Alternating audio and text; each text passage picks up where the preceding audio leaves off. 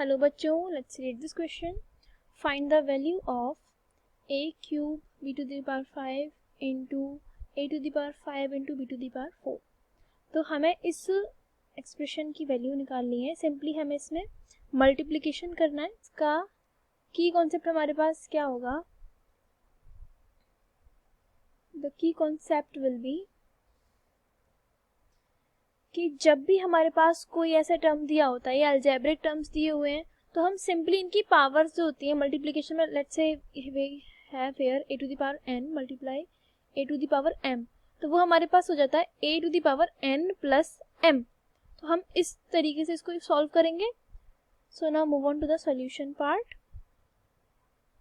Solution a to the power 3 b to the power 5 into a to the power 5 and b to the power 4.